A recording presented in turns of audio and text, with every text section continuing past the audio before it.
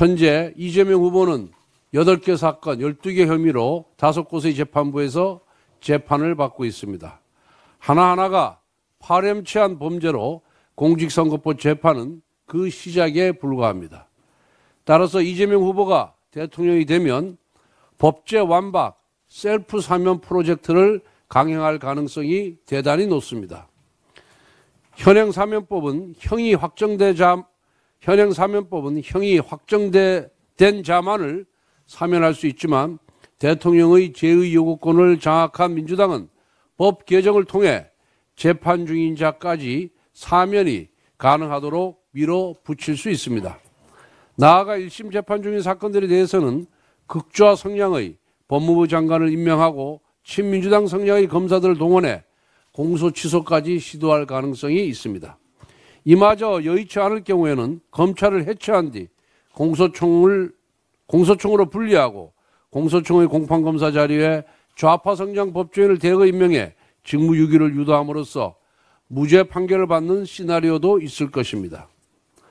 경제부총리와 검찰총장을 동시에 탄핵하고 대법관 전원에 대해 탄핵 겁박조차 마다하지 않는 세력인데 무엇이 불가능하겠습니까? 민주당은 공직선거법상 허위사실 공표죄를 폐지하는 법안도 이미 제출했습니다. 이는 범죄 후 형이 폐지되면 벌하지 않고 소송을 종결하는, 즉 면소 판결하는 형사소송법 규정을 악용한 흉계입니다. 이처럼 이재명 세력의 셀프 사면 프로젝트는 실현 가능한 재앙입니다. 그렇기 때문에 대법원의 판결은 국민의 정치적 심판이 함께 이루어질 때 비로소 온전한 정의와 법치로 완성될 수 있습니다.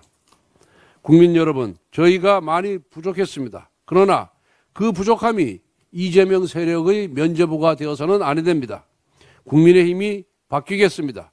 부디 이재명 세력의 헌정 테러 복주를 막을 수 있도록 힘을 모아 주십시오.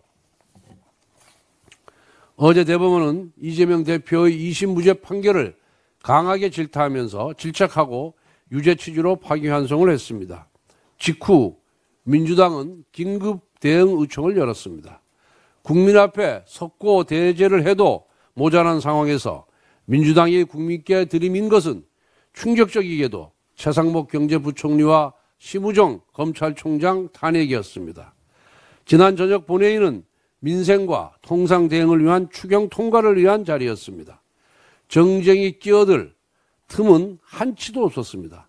하지만 이재명 후보에게 불리한 대법원 판결이 나오자마자 민주당은 민생 논의장을 31번째 탄핵 테러의 범죄 현장으로 악용했습니다. 민주당이 한밤중에 기습적으로 최상목 부총리를 탄핵한 진짜 이유는 따로 있습니다.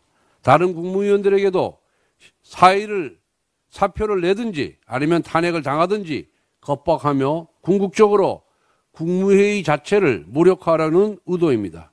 즉 국무회의를 통한 제2요구권 행사를 봉쇄한 이후 공직선거법상의 허위사실 공표죄 폐지, 대통령 당선 시 재판중지법 통과 등 초유의 악법을 통과시키기 위한 사전 작업인 셈입니다.